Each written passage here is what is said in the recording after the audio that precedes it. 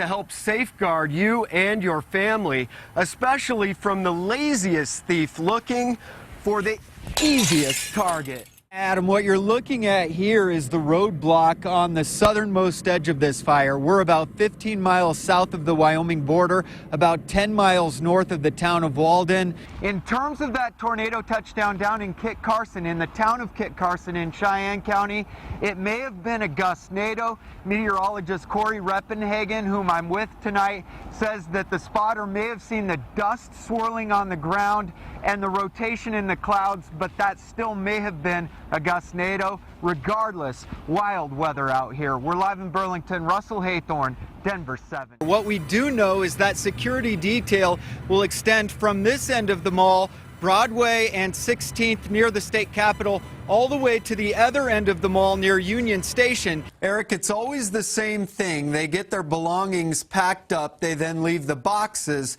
for the movers to take from here to there. They then move themselves, in many of these cases, halfway across the country. And by the time they get there, they find their belongings seemingly disappear in transit. Right, so this is a 30-pack. It sells for about 50 bucks. It's flavored like bacon and molasses, and once it hits a dog's system, it takes about 20 to 30 minutes to take effect, and it lasts about 6 to 8 hours. Okay, Maverick, what do you think? Clinton or Trump? Clinton or Trump? Oh, well, there you go. Oh, now it's Clinton. thank you, Russell. Despite the university's best efforts to prevent the undies run here at CSU this year, as you can see, those efforts by the administration have failed. There are literally thousands of students out here right now. And they didn't want to talk about the night of the attack either, but they say they are healing both physically and emotionally as police here continue to search for the fourth suspect. And we've all heard about a certain politician's idea to build a wall. Well, now this Change.org group is suggesting the same thing all the way around our square state. Well, not a wall per se, but a limit to the number of people who can move in. The problem is the second they log on, they leave behind a digital trail. And there are hackers in dark rooms like this, hot on that trail. The Broncos start getting paid as well. For now, we're live at the stadium with no name. Russell Haythorn, Denver 7. While it certainly still has its beauty, There's a lot of people working, having lunch. And there are also mounting issues on the mall. Like this public intoxication arrest we captured just this afternoon. And this attack caught on camera a few weeks ago, a man wielding a piece of PVC pipe and striking several bystanders. They're all begging and, harassing people for leftovers and stuff like that. Maggie White has managed Overland Sheepskin and Leather for nearly 20 years now. I don't think the police can keep up. Our private security can barely keep up. And there are a growing number of businesses on and near 16th that agree. So this month, the Downtown Denver Partnership will begin using private uniformed security on the mall, saying safety, including the perception of safety, is imperative to creating a successful center city. My doctor said she got harassed and she's never coming back downtown. White is hoping that private security can help with the constant battle. Sometimes they buy, sometimes they steal, sometimes they just want to take a nap in the chair,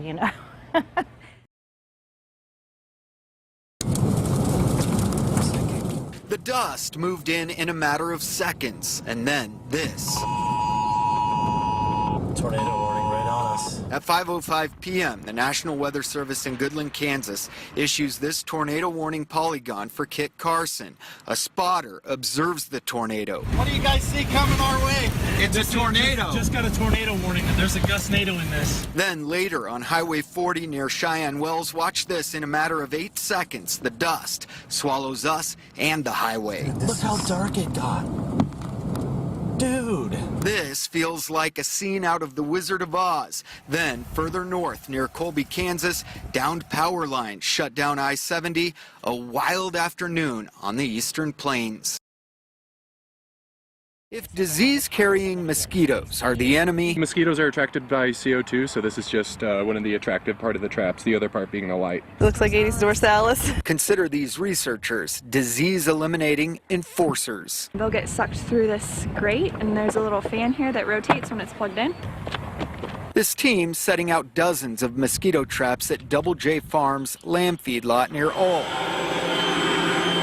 They're also using what's called the Insectizooka to vacuum up and collect engorged mosquitoes. So we're trying to be prepared of what might be the next Zika virus. Lead researcher Rebecca Kading is already fairly certain what that will be. It's possible for them to transmit additional viruses. She's betting the next outbreak will likely come from Rift Valley fever. It's at the top of the list of possibilities. Originating in the Rift Valley of Africa, consider Rift Valley fever, West Nile's uglier, more persistent, much deadlier cousin. It causes severe disease in people as well as livestock. 10 to 20% mortality in adult cattle, sheep, and goats primarily. Looking at the large feedlots that we have here in the United States, these could serve as potentially really big virus amplification sources. These traps help researchers understand the kinds of mosquitoes that are on feedlots like this and could lessen the severity of a Rift Valley fever outbreak if it hits. Learn a lesson from our experiences with West Nile virus and Zika virus. The mosquito specimens are taken to a lab at Colorado State, separated and tested. We're trying to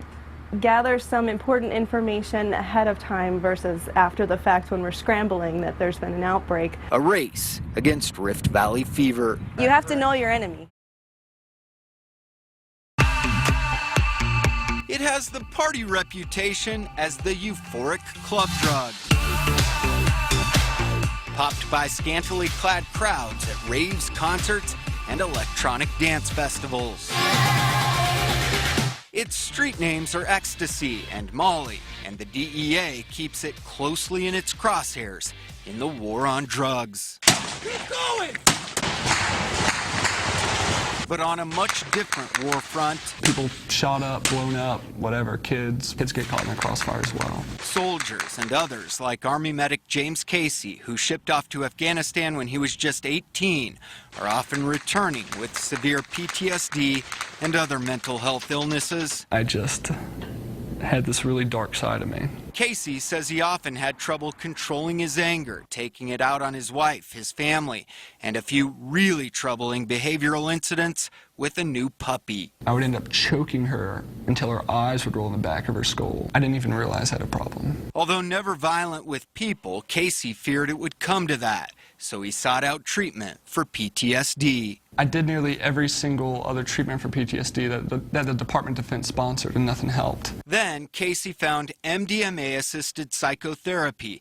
MDMA is the clinical name for the street drug, ecstasy. I really had nothing to lose. The U.S. government banned MDMA in the 80s. MDMA, like MDA, would cause permanent or long-term brain damage in users. But recently, a small band of medical researchers, including some in Boulder, have wrangled permission from the U.S. government to try the drug as treatment again, this time administering it to patients suffering from PTSD. So people are able to look at traumatic memories, the fear is reduced, and then they're able to separate out that it was happening then and not now. Patients like Casey undergo 3 separate treatments. While lying down on a couch blindfolded, they take the drug and then therapists walk them through their worst fears. We're saying that MDMA itself is not the medicine, it's MDMA-assisted psychotherapy. The MDMA was like armor that I put all over my body so I could dive into the darkness of my PTSD and then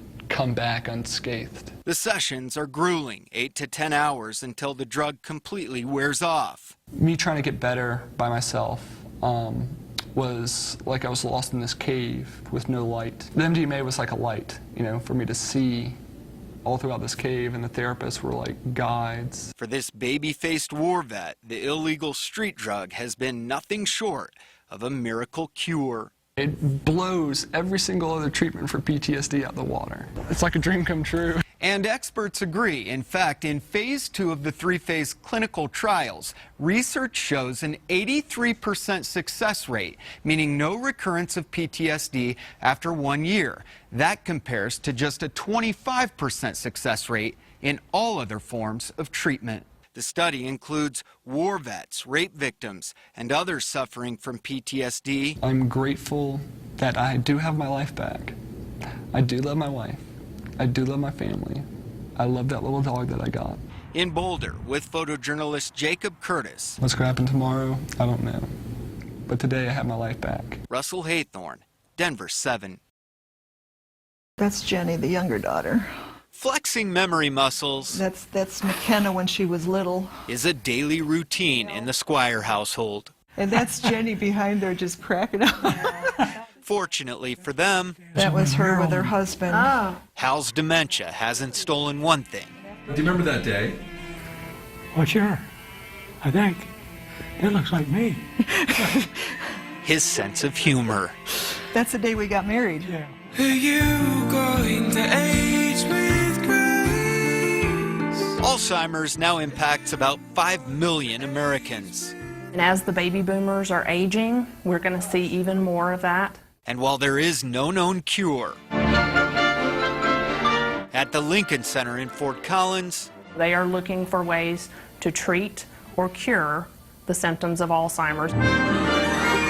A possible breakthrough treatment. If all it takes is one song, one composition to bring back 1,000 memories. Consider this. It takes you back to that place. A window to the past. It's been a wonderful program. It's a past Bill and Rita Bernstein thought was gone forever. Listening to the music helps to relax me. For Hal and Sue Squires, it's giving Hal clarity. In the moment, I believe. And maybe the next day he'll be a little bit more aware and more alive. Leading Alzheimer's experts are calling this the Be Sharp program.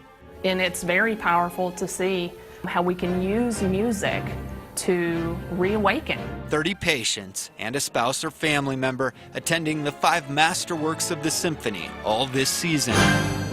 Really just wanted to look at how can we impact our community with music, which we know is extremely powerful for people with dementia. Patients are also tested before and after the concert. So if I say 8C4, what would you say? In cognitive and memory skills in a nearby ballroom. R4D. So everything is a trial. It's that trial that now has researchers at CSU intrigued. We choose music to help lift our mood. Dr. Jenny Cross says they're already seeing some surprising results. What we discovered after the first concert is that the impact on mood happens days before the concert. Couples are anticipating the symphony and excited about it. The concerts, at the very least, appear to be improving quality of life, not only for the patients, but caregivers as well. A big stride in an effort to control a disease that steals so much. If we didn't do anything else, we showed 30 couples that this community cares about them. A night at the symphony. Yeah, wouldn't miss it. Bringing back a lifetime of memories. It enriches your life, music in every which way. In Fort Collins, Russell Haythorn, Denver 7.